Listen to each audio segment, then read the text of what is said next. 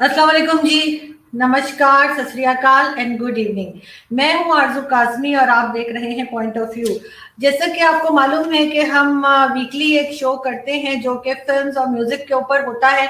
और हमने कोशिश ये की है कि हम जो पुराने एक्टर्स हैं, चाहे वो 50s के हों, 60s के हों, 70s के, हम वहां से शुरू करें। और इसी तरीके से जब हमारा शो आगे बढ़ता जाएगा तो बिल्कुल हम एक्टर्स हैं उनको भी करेंगे और नई मूवीज को भी डिस्कस करेंगे। ये मैं इसलिए बता रही हूँ कि हमारे बहुत सारे जो फॉलोअर्स हैं, हमारे बहुत सारे जो सब्सक्राइबर्स और जो लोग हमारा चैनल देखते हैं, वो ये जरूर पूछते हैं कि आप सिर्फ पुरानी मूवीज ही डिस्कस करेंगे। लेकिन हम इसको लेकर आगे चलेंगे तो हम आज के दौर में भी पहुंच जाएंगे। तो इसलिए बेफिक्र रहे आप लोग। और सबसे पहले प्लीज इस चैनल को सब्सक्राइब करना ना भूलिएगा। और फिर आप जैसा कि जानते हैं कि हमें एजाज गुल साहब जो है वो ज्वाइन करते हैं। और वो पाकिस्तान में जो है एक बहुत बेहतरीन फिल्म क्रिटिक हैं। और इसके अलावा हम कोशिश करेंगे कि एजाज साहब के साथ जो है वो किसी वक्त कोई इंडिया से भी हमें ज्वाइन करें, और ताकि हम उसको मजीद जो है उस डिस्कशन को अपनी आगे बढ़ा सकें। तो आज हम जी बात करेंगे बलराज साहनी के बारे में। इसके अलावा राजकुमार साहब हुआ करते थे, बहुत बेहतरीन एक्टर, उनकी बात करेंगे। और हम बात करेंगे मीना कुमारी की। और इसके अलावा हम फिल्में और गाने डिस्कस करेंगे नरगिस के, और उसके अलावा सुनील दत्त साहब के, जो कि आप सबके ही जाने पहचाने हैं। तो सबसे पहले बहुत शुक्रिया सर कि आपने हमें ज्वाइन किया, थैंक यू सो मच। और सर हम कहाँ से शुरू करें? जैसे आप जानते ही हैं कि बलराज साहनी साहब से शुरू करते हैं। और मुझे एक बात याद आ रही थी, मैं हमारे एक इंडियन फ्रेंड है, अभी रिसेंटली इरफान खान साहब की जो डेथ हुई है, तो वो कहने लगे कि इरफान खान जैसे एक्टर जो है वो 100 साल में एक आते हैं। उनकी बात बिल्कुल ठीक है, बिल्कुल उन्होंने ठीक बताया। लेकिन मेरे ख्याल से बलराज साहनी साहब जैसे लोग भी जो है, या जैसे आर्टिस्ट जो है, वो भी 100 साल में एक ही दफा आते हैं। क्या कहेंगे आप? जी, बलराज साहनी न सिर्फ फिल्म बल्कि स्टेज के भी एक बड़े मशहूर एक्टर थे और बहुत पढ़े लिखे थे। उन्होंने मास्टर्स किया लिटरेचर में गवर्नमेंट कॉलेज से। और उनकी फिल्म बिमल रॉय की डायरेक्ट की हुई दो बीघा ज़मीन जो है, उसे कांस इंटरनेशनल फिल्म फेस्टिवल में, जो कि बड़ा प्रेस्टिजियस फेस्टिवल है फ्रांस में, मई के महीने में होता है, वहाँ पे उन्हें बहुत बड़ा एजाज़ मिला। और फिर स्टैम्प जो है इंडिया की पोस्टेज, उसके ऊपर भी उनकी तस्वीर छपी। और जिक्र कर रही थी आप अपने हमारे प्रोग्राम शुरू होने से पहले काबली वाले का, जो जी रविंद्रनाथ टैगोर ने लिखी थी। कुछ बताइए आपके किस तरीके से उन्होंने अपनी डिलीवरी की डायलॉग्स की। जी जी बिल्कुल सर, जैसे कि आपने हम जानते ही हैं कि उनका ताल्लुक रावलपिंडी से था। और यहाँ से फिर वो जो है इंडिया साइड पे गए थे। लेकिन काबलीवाला में जैसे मैंने देखा कि जो उन्होंने पश्तो एक्सेंट बनाई थी बात करने की, जो डायलॉग डिलीवरी थी, वो बहुत शानदार थी। और ये चीज मैंने पुराने एक्टर्स में एक दिलीप कुमार साहब को देखा है कि उनकी फिल्में जो थी नया दौर या इस तरह की, जिसमें वो खास क्या पता नहीं उस लैंग्वेज को कहते हैं कि गांव की बिल्कुल एक वो बोला करते थे, गंगा जमुना, खास तौर पे गंगा जमुना। गंगा जमुना और इस तरह की। तो वो एकदम अपनी, जैसे कहते हैं ना, एक्सेंट चेंज कर दिया करते थे। तो यही चीज बलराज साहनी साहब ने देखा कि वो एकदम एक्सेंट को चेंज कर देते थे और जिधर हो, और उनका असर महसूस नहीं होता था कि वो एक्टिंग कर रहे हैं। उनकी एक फिल्म थी दो रास्ते, राजेश खन्ना के साथ, बहुत बेहतरीन फिल्म है, बेहतरीन गाने।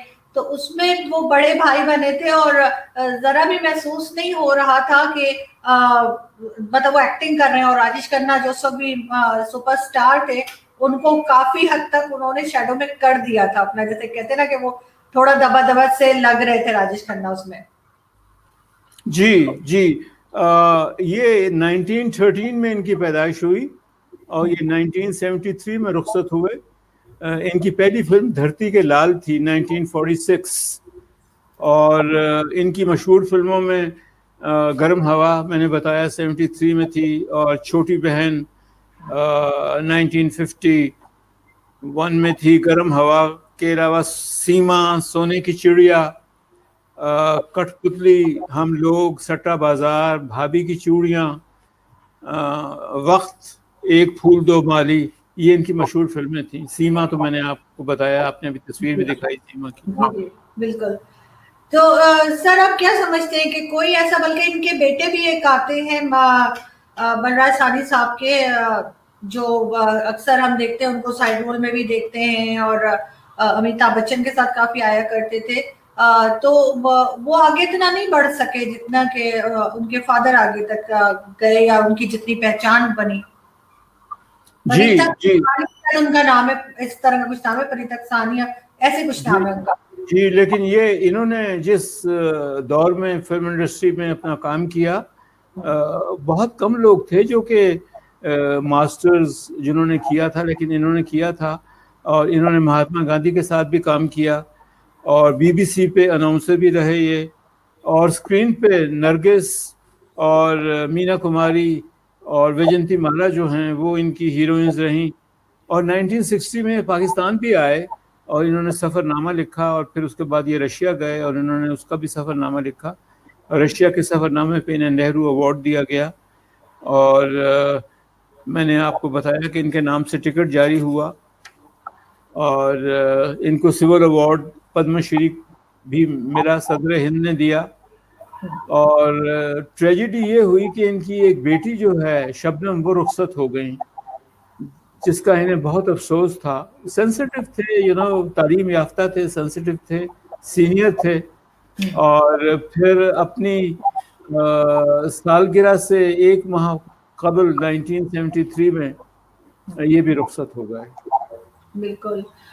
लेकिन सर जैसे कहा जाता है कि यादें रह जाती हैं, और उनकी फिल्में अभी भी मौजूद हैं पाकिस्तान में। अगर देखा जाए तो उस जमाने की फिल्में आप हमें नहीं मिलती हैं देखने के लिए, लेकिन इंडिया में ये बहुत अच्छी बात है कि उन्होंने अपने एक्टर्स को जिंदा रखा है, उन्होंने अपनी फिल्मों को जिंदा रखा है, और हम आज भी चाहें तो आराम से ये मूवीज जो है वो यूट्यूब पे अवेलेबल होती हैं। तो सर हम आगे बढ़ते हैं और हम बात करते हैं राजकुमार साहब की। उनकी भी एक फिल्म सेम राजेश खन्ना के साथ, कुदरत, मैंने सबसे ज्यादा मैंने देखी है। वही दो जन्म की कहानी थी, और बड़े खूबसूरत गाने थे उसमें। लेकिन उनका बहुत ज्यादा जो एक कहा जाता है कि कंपटीशन चलता था, वो था दिलीप कुमार साहब के साथ। जी जी जी जी जी बताइए सर हमें।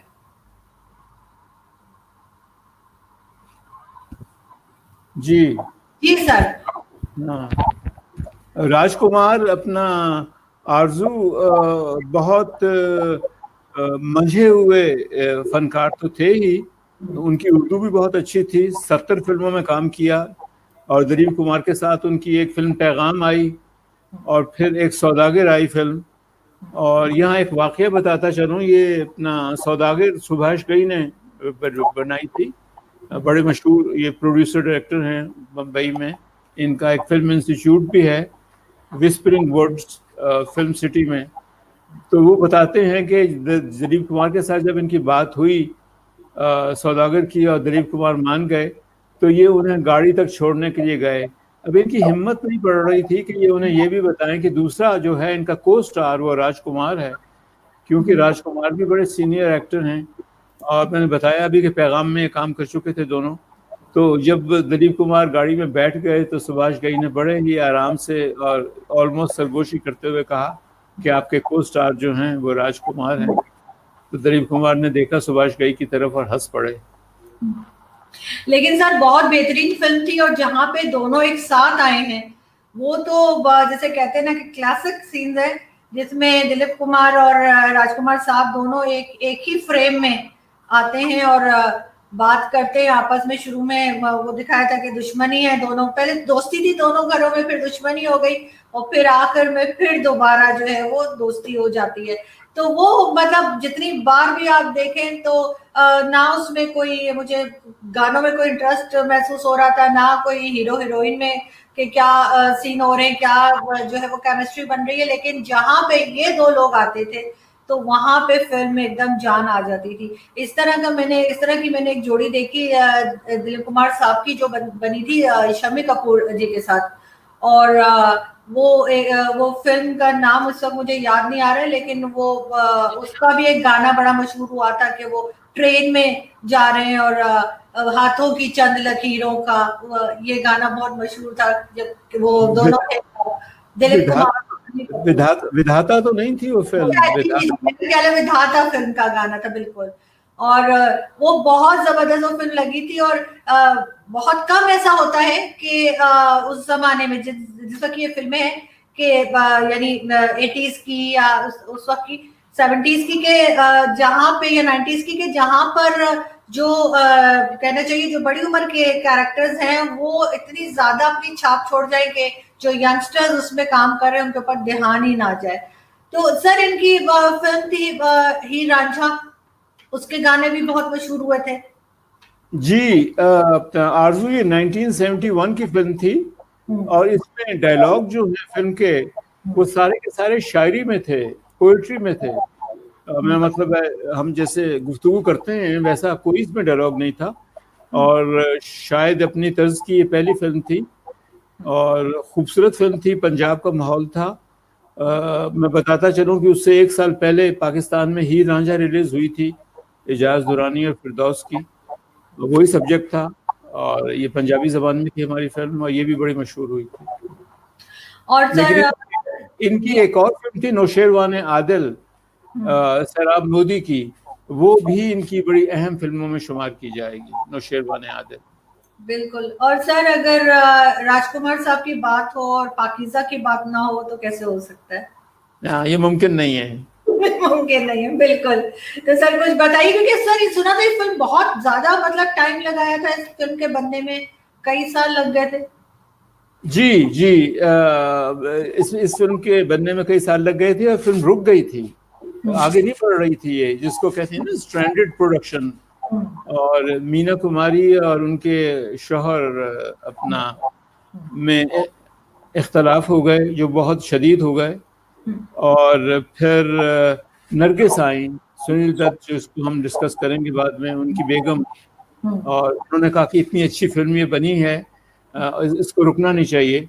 तो उन्होंने फिर इख्तलाफ जो हैं कमाल अमरोही मीना कुमारी मियाँ, और अब वो प्रॉब्ली साबिक मियाँ बन चुके हुए थे, साबिक शौहर थे, तो फिर दोनों मान गए और इस तरह से फिल्म मुकम्मल हुई, लेकिन उसको बड़ा वक्त लगा।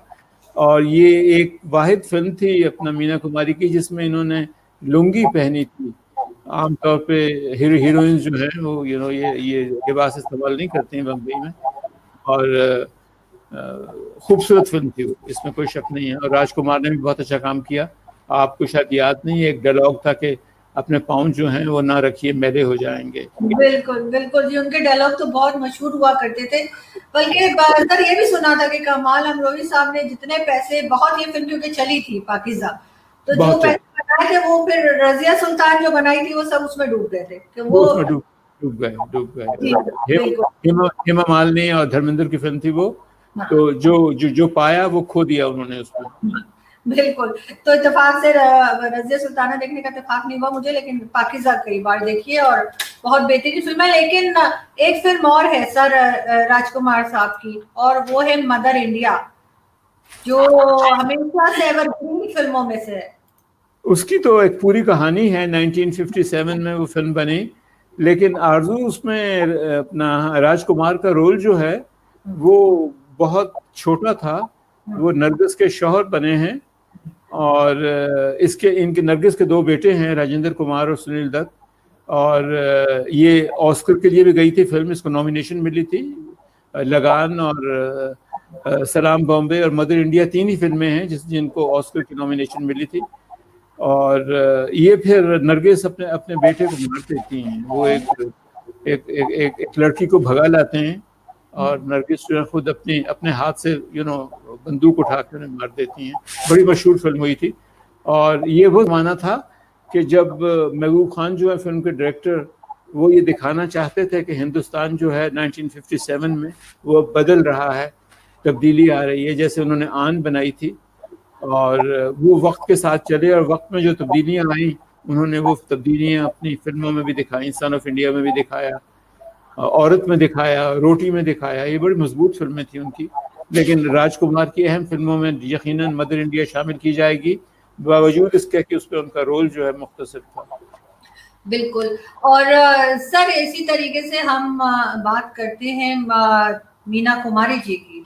उनकी एक फिल्म आई थी यहूदी, दिलीप कुमार के साथ। उसका गाना आज भी बहुत मशहूर है। ये मेरा आवारापन, दीवानापन है, सॉरी, ये मेरा दीवानापन है। जी जी।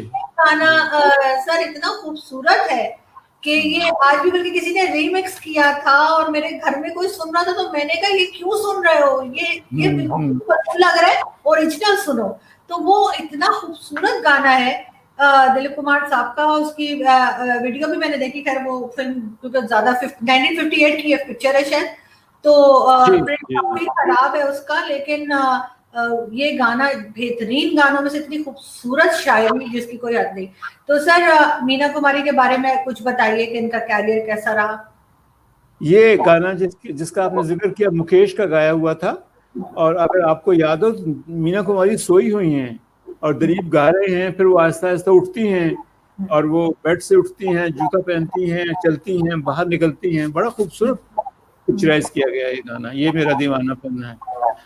और दिलीप कुमार के साथ इनकी आज़ाद भी आई फिल्म, एक और जो बड़ी मशहूर हुई, और फुटपाथ और कोहिनूर, ये फिल्में जो हैं दिलीप कुमार के साथ आई इनकी फिल्में। और पहली बार इनको 1954 में बैजू बावरा फिल्म के लिए फिल्म फेयर अवार्ड मिला। और इनकी बहुत सारी अच्छी फिल्में, साहब बीबी गुलाम है, दिल कातिल है, काजिल है। रोने धोने का काम इन्होंने बहुत किया फिल्मों में, और इन्हें ट्रेजेडी क्वीन कहा जाता था। और जब कभी कोई बहुत ही ट्रेजिक कैरेक्टर लिखा जाता था तो नाम जाके मीना कुमारी पर रुकता था। और इनकी अदायगी जो है उर्दू की बहुत अच्छी थी, लेकिन साथ फेशियल एक्सप्रेशन जो हैं वो बड़े उम्दा थे। बहुत ही खूबसूरत तरीके से उन्होंने अपने किरदार निभाए।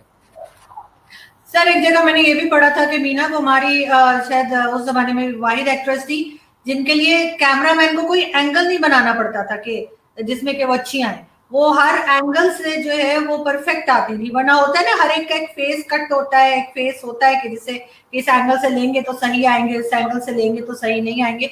लेकिन मीना कुमारी जी के बारे में कहा जाता है कि वो हर एंगल से जो है बेहद खूबसूरत आती थी। आरजू, आप यकीन कीजिए कि बहुत बड़े बड़े हीरो जो हैं, मैं नाम नहीं लूंगा, वो अवॉइड करते थे मीना कुमारी के साथ काम करने के लिए, इसलिए कि मीना कुमारी का रोल जो है हमेशा उन पर भारी हुआ करता था अपने एक्सप्रेशंस और डायलॉग डिलीवरी की वजह से।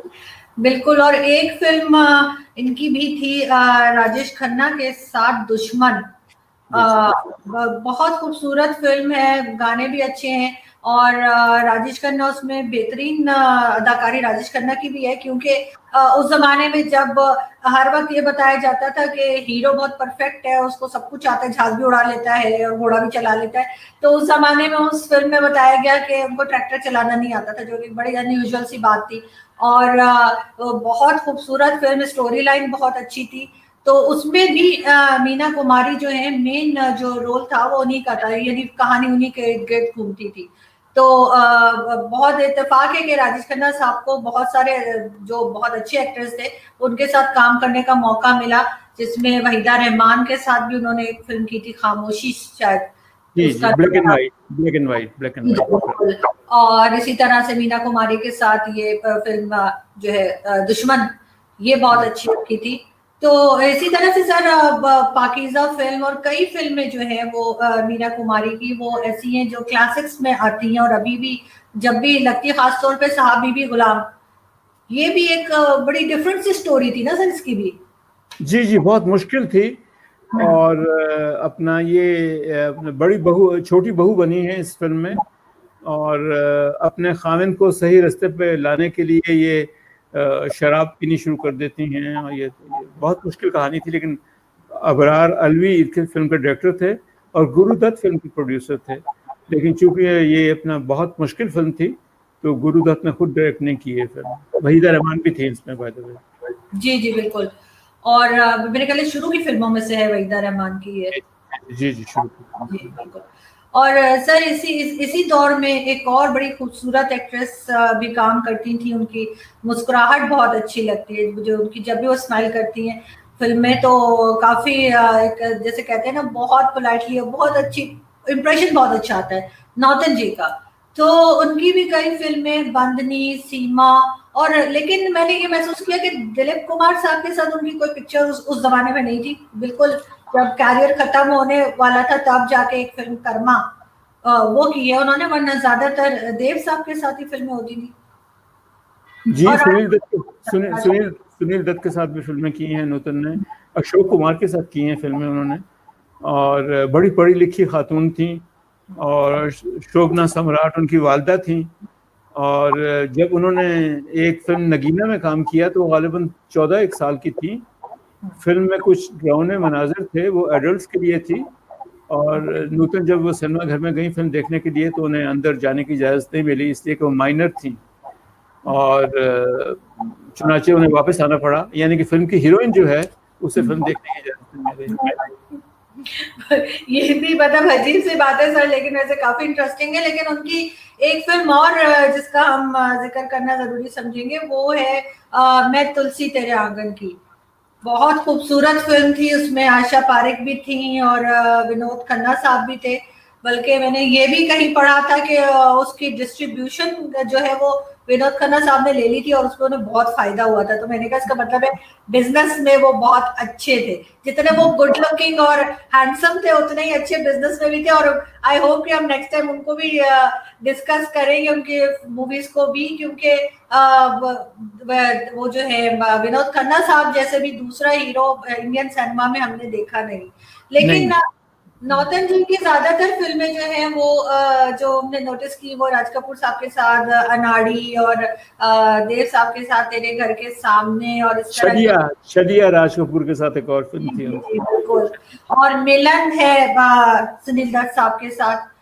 तो इस तरह की कई फिल्में, उसमें भी गाने वगैरह बहुत अच्छे होते थे और काफी वर्सटाइल थी। और देव साहब के साथ तो खासतौर पे मुझे लगता था उनकी केमिस्ट्री बहुत जबरदस्त रहती थी। और तेरे घर के सामने तो एक एक गाना जो है वो जैसे कहते हैं ना कि क्लासिक्स में आता है। आप यकीन कीजिए कि अपना विजय आनंद देवानंद के भाई फिल्म के डायरेक्टर थे तेरे घर के सामने, और उसमें एक गाना जो है वो कुतुब मीनार की सीढ़ियां जो हैं उनमें पूरा पिक्चराइज किया गया है। पूरा का पूरा गाना जो है वो वहाँ फिल्माया गया। बिल्कुल, गाना बताती हूँ आपको, दिल का भंवर कहे पुकार। राइट। उधर से देव साहब ने चलना शुरू किया और नीचे तक जाकर बीच में रुक रुक के जो उनकी तान होती थी, मतलब दिल करता गाना खत्म ही ना हो। खूबसूरत गाना था। और इन्हें 5 फिल्म फेयर अवार्ड मिले नूतन को। कैन यू इमेजिन आरजू? उनकी फिल्मों में बंदनी, सुजाता, मिलन, सीमा, फर्क, मेरी जंग, मैं तुलसी तेरे आंगन की शामिल हैं। एक से एक बढ़ के फिल्म, और 40 साल तक उन्होंने बॉम्बे की फिल्म इंडस्ट्री पे हुकूमत की, और उनकी वालदा ने उन्हें फैशन स्कूल में भी भेजा था स्विट्जरलैंड में। और बहुत खूबसूरत, जैसे कहते हैं ना ग्लैमर, रिच ग्लैमर, वो प्रॉब्ली नहीं था, गुड लुक्स मेरा मतलब है। पढ़ी लिखी और बड़ी संजीदगी से वो अपनी मुकादमे अदा किया करती थी। चेहरे के एक्सप्रेशन बड़े अच्छे होते थे। अमिताभ बच्चन ने कहा है कि अपना सैराब मोदी, उन्होंने कहा है कि अपना ये बलराज साहनी और दिलीप कुमार और नूतन जैसे एक्टर्स जो हैं फिर पैदा नहीं होंगे। अभी हाल ही में एक इंटरव्यू में कहा। और सर अनाड़ी फिल्म जो राज कपूर साहब की थी उसमें भी बहुत जबरदस्त उनका रोल था, और उनके जो डायलॉग डिलीवरी थी वो सब कुछ वो बहुत ज्यादा इम्प्रेसिव थी। तो सर इसी तरह से जैसे आप कह भी रहे थे कि नौतन जो थी उन्होंने बहुत ज्यादा काम उनका जो था वो सुनील दत्त साहब के साथ भी था। तो हम अब बात करते हैं सुनील दत्त साहब की। हाँ, अपना आरजू सुनील दत्त क्या नहीं थे, वो एक एक्टर थे, प्रोड्यूसर थे, डायरेक्टर थे, हमदर्द खामिन थे, शफीक वालिद थे, अजंता आर्ट्स के मालिक थे। उन्होंने एक फिल्म यादें बनाई थी जिसमें सिर्फ वही थे, कोई और नहीं था। पूरी फिल्म में सिर्फ एक ही एक्टर था, और एक्सपेरिमेंटल फिल्म थी ऑब्वियसली। और जो उन्होंने कोशिश की, वो जानते हों कि फिल्म बॉक्स ऑफिस पे झंडे नहीं गाड़ेगी, और नहीं गाड़े झंडे यादें ने, लेकिन उन्होंने वन एक्टर फिल्म जो है वो स्टेज पे तो आजकल चल ही रहा है कि वन एक्टर प्ले करता है। इन्होंने वन एक्टर फिल्म बना डाली, और मदर इंडिया की शूटिंग के दौरान आग लगी तो अपना नरगिस को बचाने के लिए शोलों में कूद पड़े ताकि वो झुलस न जाएं, और जब वो निकाल लिया उनको शोलों से तो फिर इनकी कुर्बत आपस में बढ़ गई। नरगिस ने और वे जाके सुनील दत्त की फैमिली जो है उनकी हेल्प की, हॉस्पिटल ले जाना था, डॉक्टर्स को दिखाया। नरगिस के कॉन्टैक्ट थे हॉस्पिटल्स में, डॉक्टर्स में, और इन्होंने वहाँ घंटों बैठ के वहाँ पे इलाज करवाया, और अपना एक हमदर्दी पैदा हो गई सुनील दत्त के दिल में इनके लिए। इनकी शादी और फिर इनके 3 बच्चे हुए, जिसमें एक संजय दत्त भी था, और फिर अपनी संजू बनी है एक फिल्म। चुनाचे ये पार्लियामेंट के मेंबर बने, पद्मश्री मिला इनको। इन्होंने मार्च किया अमन के लिए, लंबा बगैर जूतों के बाद औकात, पता नहीं अमृतसर से कहाँ तक। चुनाचे बहुत बहुत अजीम आदमी थी ये। सर वैसे तो बहुत फिल्में हैं सुनील दत्त साहब की भी जो हम गिना सकते हैं, जिसमें कि जैसे मैंने आपसे कहा मिलन भी है और भी कई फिल्में, लेकिन एक फिल्म थी पड़ोसन, वो उस तरह की जो क्लासिक कॉमेडी थी वो हमने दोबारा नहीं देखी इंडियन सिनेमा में, कि वो इतनी बेहतरीन फिल्म है कि कहीं पे आपको ऐसा नहीं लगेगा कि कोई गदबाजी हो रही है या कोई पकड़पन हो रहा है। तिहाई तमीजदार किस्म की, और उसमें किशोर कुमार भी थे, महमूद साहब भी थे, और सायरा बानो थी, और बहुत खूबसूरत फिल्म है। ठीक कह रहे हैं आरजू, पड़ोसन इनकी मशहूर फिल्म थी। और इसके साथ साथ मुझे जीने दो इन्होंने खुद बनाई, खानदान, और गुमराह, वक्त, हमराज, दर्द का रिश्ता इनकी मशहूर फिल्में हैं। और रॉकी में इन्होंने अपने बेटे अपना संजय को इंट्रोड्यूस करवाया था। बेगम के जाने के बाद ये बड़े उदास हो गए थे, और फिर एक दफ़ा ये उदासी फिर लौटी जब संजय जो है ड्रग्स के प्रॉब्लम में इन्वॉल्व हो गए थे। लेकिन इन्होंने हिम्मत नहीं हारी, और जो मिशन नरगिस ने शुरू किया था, सोशल मिशन की बात कर रहा हूँ मैं, हॉस्पिटल और बच्चों की बीमारी के सिलसिले में, इन्होंने वो मिशन जारी रखा। और इन्होंने कहा कि कामयाब आदमी के पीछे 2 ख़वातीन होती हैं और नाकाम आदमी के पीछे भी 2 ख़वातीन होती हैं, और कहा कि मेरे पीछे मेरी वालदा थी और मेरी बीवी नरगिस थी, और जो मिशन उन्होंने शुरू किया और वो मुकम्मल नहीं कर पाई अपनी बीमारी की वजह से, रुखसत हो गई। मैं समझता हूँ कि अगर मैं वो मिशन मुकम्मल कर लूँगा तो मेरी ज़िंदगी का मकसद जो है वो हासिल हो जाएगा। कितनी अच्छी बात थी। बिल्कुल सर, इसी तरीके से हम जैसे बात करें कि ये जितने एक्टर्स हैं जिनकी हम पहले भी जिन शोज में हमने बात की है और जिनकी हम आज बात कर रहे हैं या जिनकी हम आगे भी बात करेंगे, तो इंडिया में हम देखते हैं कि उनके नए पुराने सब एक्टर्स जो है कुछ ना कुछ सोशल वर्क करते हैं। जैसे आपने सुनील दत्त साहब का जिक्र किया, वो भी किया करते थे, और इसी तरह से आजकल भी चाहे वो अजय देवगन हो, नाना पाटेकर हो, जिन्होंने जो सुसाइड कर रहे थे उनके किसान, उनके लिए काम किया, प्रीति जिंटा है, सलमान खान है, मतलब आप गिनाते जाए आपको हर कोई तकरीबन जो है ना 10 में से मेरे ख्याल है 7 लोग तो ऐसे मिलेंगे इंडियन फिल्म इंडस्ट्री और टीवी के या मीडिया के, जो कि कहीं ना कहीं किसी की मदद कर रहे हैं। खासतौर पे मैं जिक्र करूंगी मिथुन चक्रवर्ती का, जो हर साल कुछ मुसलमानों को अपने खर्चे पे हज पे भेजते हैं, सारा खर्चा उठाते हैं, वहां जाने का, आने का, रहने का, सब। लेकिन ये चीज हमने पाकिस्तान में ना होने के बराबर देखी है, सिवाय एक मोहम्मद अली साहब के जो थे हमारे फिल्म एक्टर के उनको हमने सुना है कि वो चैरिटी का काम करते थे या वो लोगों की मदद करते थे। बाकी हमारी फिल्म इंडस्ट्री में इस तरह का कोई रुझान नहीं है। और जैसे मैंने जिक्र किया कि मिथुन साहब भेजते हैं लोगों को हज पे, हमारे यहाँ तो हम सोच भी नहीं सकते कि हमारा कोई एक्टर उठ के कहे कि हम किसी हिंदू को किसी यात्रा पे भेज रहे हैं, यहाँ तो फतवे निकल आएंगे उस बेचारे के लिए। तो वो चीज तो खैर हमारे अंदर है ही नहीं, कहने के लिए हम जरूर एक अपने आप को इस्लामिक स्टेट कहते हैं, लेकिन जो चीज जो क्वालिटीज एक इस्लामिक स्टेट में होनी चाहिए वो हमारे अंदर एक भी नहीं है। तो लेकिन सर आप क्या समझते हैं कि अगर आपके नॉलेज में हो कि हमारे कोई एक्टर करते हैं चैरिटी और मैं नहीं बता पा रही, तो प्लीज आप बता दें। नहीं, अपना आरजू, अगर आप चैरिटी करते हैं तो वो एक मशहूर है ना, एक कहावत के एक हाथ से दो तो दूसरे हाथ को पता ना चले, लेकिन आप जब चैरिटी करते हैं तो कोई फाउंडेशन बनाई जाती है, उसका पता चलता है, आप जाते हैं वहाँ पे, ठीक है थोड़े फोटो सेशन वगैरह भी होते हैं, लेकिन मोहम्मद अली साहब और जुएबा बेगम जो हैं इन्होंने बहुत काम किया। और क्या ही अच्छा होता कि मैं आपको और बहुत से नाम गिनवाता।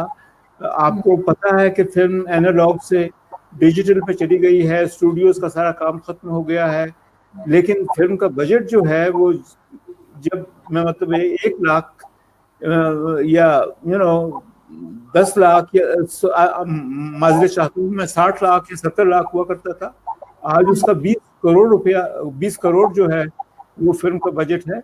एक्टर्स जो हैं वो लाखों में नहीं करोड़ों में ले रहे हैं। तो क्या ही अच्छा हो कि हमें भी इतना मिले। और मैं आपको बताऊं कि उस एक्टर ने भी एक फाउंडेशन बना लिया है और वो बेघर बच्चे जो हैं उनका सहारा बन गया है। या ईदी साहब के फुट स्टेप्स जो हैं वो फॉलो करते हुए उन्हें वो आगे बढ़ रहे हैं। लेकिन मेरे ख्याल में मोहम्मद अली और ज़ेबा के अलावा कोई और नाम नजर नहीं आता। तो दुख की बात है ये। बिल्कुल। और सर आप ये बता सकेंगे कि जब बांग्लादेश बना 1971 के बाद, हमारी जो फिल्म इंडस्ट्री है वो तो उस वक्त भी काम कर ही रही थी ना, फिल्में बन रही थी, या ड्रामे, टीवी के ड्रामे भी बन रहे थे 71 के बाद भी।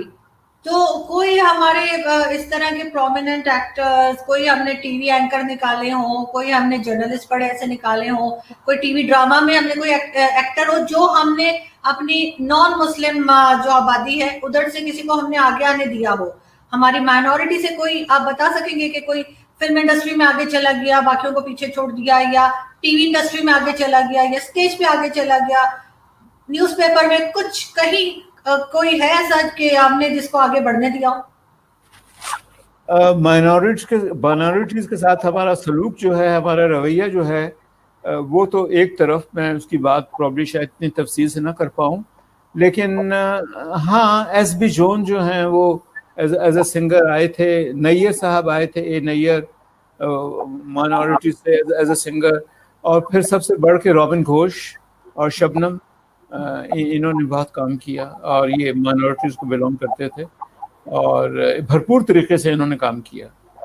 लेकिन सर ये सब लोग वो थे जो 71 के पहले से काम कर रहे थे ना, ये तो 60s से काम कर रहे थे।